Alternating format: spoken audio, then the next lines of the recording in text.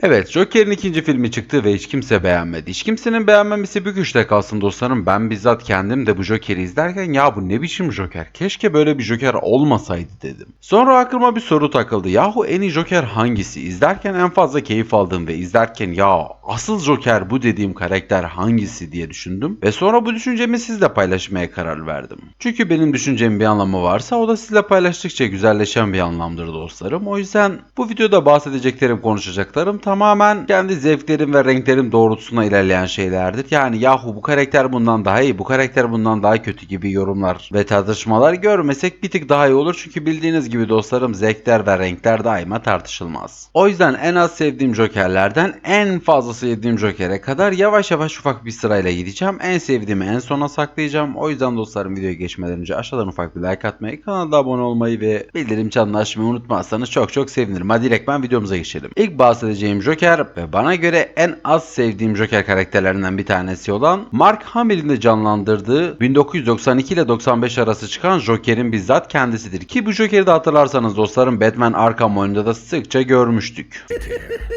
Because now there's a teeny little bit of me in you too, bats. Cameron dostumuzun canlandırdığı Gotham dizisinde hatırlarsanız bir Joker karakteri vardı ki o Joker karakteri bana göre soracak olursanız çok tatlı bir Joker karakteriydi. Özellikle oyuncunun mimikleri, oyuncunun oynayışı ve oyuncunun bakışları bana daima böyle abi çok iyi Joker olmuş ya dedirtti. Never be one like you.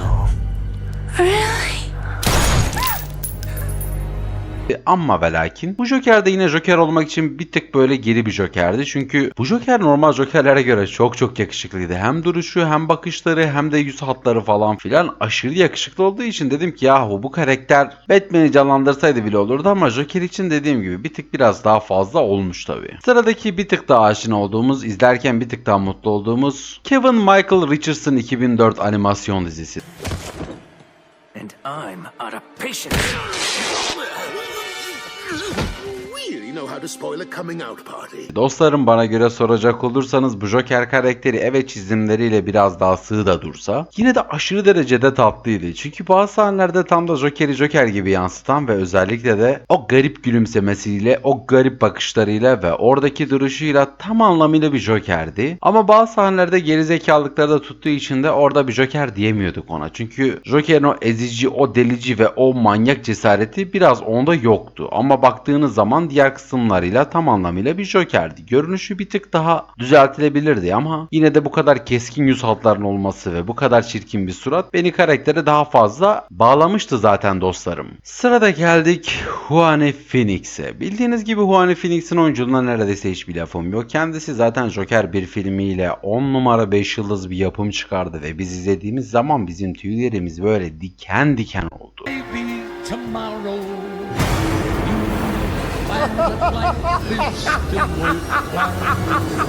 Ama ve lakin ikinci filmin gazına gelip ardından kendini salan Joaquin Phoenix abimiz hem saçma bir senaryo hem saçma bir yönetmenlik ve hem de çok saçma bir hikayenin içerisinde kendini bulunca ortaya da çok saçma bir iş çıkınca ikinci filmi hiç kimse beğenmedi, ben dahil. O yüzden onu en beğendiğim 3. Joker seviyesine katıyorum. Çünkü dostlarım ve canlarım bana göre soracak olursanız kendisi ikinci filmde nasıl da Joker olmamalı gibi bir güzel film çekmiş ve o filmi de bize izlettirmiş. Ne kadar o film saatler sürse de. Ama tabii sizin bu yapımı izlerken düşünceleriniz, görüşleriniz veya bakış açınız benimkinden farklıdır. Dediğim gibi videonun başında da zaten. Zevkler ve renkler hiçbir zaman tartışılmaz. Her bir zevk ve renk farklıdır. Bazen birileri bir şeye baktığı zaman, bir şey izlediği zaman düşüncesi de, görüşü de, bakış açısı da çok daha farklı şeyler anlayabilir. O yüzden dostlarım bu seferki anlatacağım Joker 10 numara 5 yıldız bir Joker. Benim bile çok fazla sevdiğim ama en fazla sevdiğim Joker denilemez. The Dark Knight filminde de izlediğimiz Heath Ledger abimiz. Where are they? Killing is making a choice.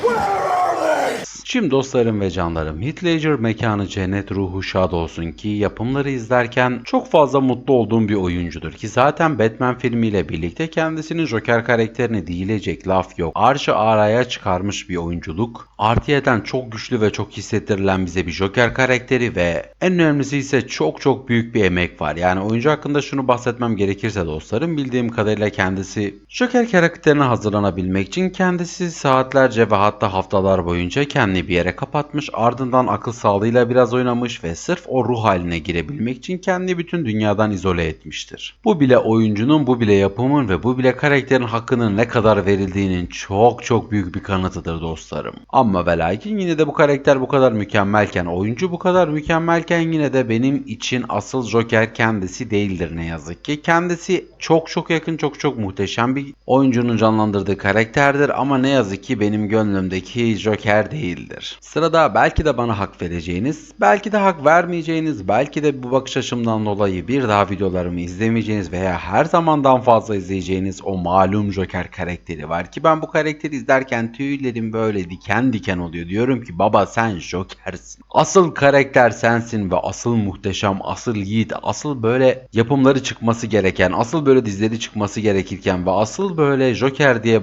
izlenilmesi gereken karakter sensin dediğim Jared Leto'nun canlandırdığı Joker'i var.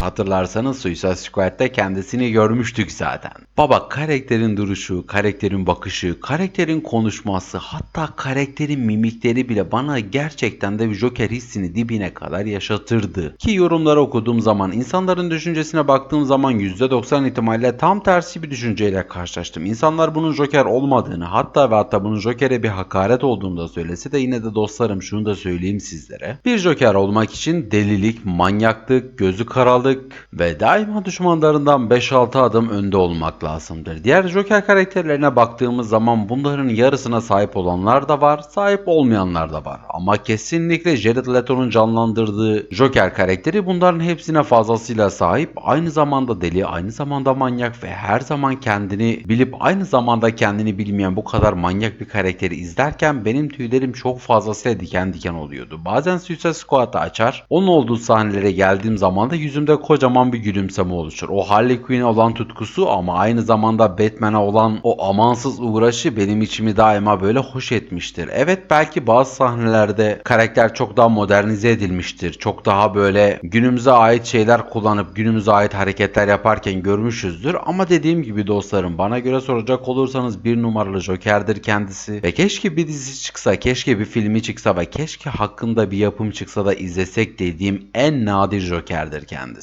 Evet dostlarım ve canlarım, buraya kadar düşüncelerimi, buraya kadar görüşlerimi ve buraya kadar beynimden geçenleri aşağı yukarı size anlattım. Sizinkiler neydi aşağı yukarı gerçek manada dinleyip gerçek manada bilmek isterim. O yüzden düşünceler paylaştıkça güzelleşir diyelim. Ve siz de isterseniz kendi düşüncelerinizi güzelleştirmek için aşağıda yorumlar kısmına kendi düşüncelerinizi yazmayı unutmayın. Kendinize çok iyi bakın. Hoşça kalın.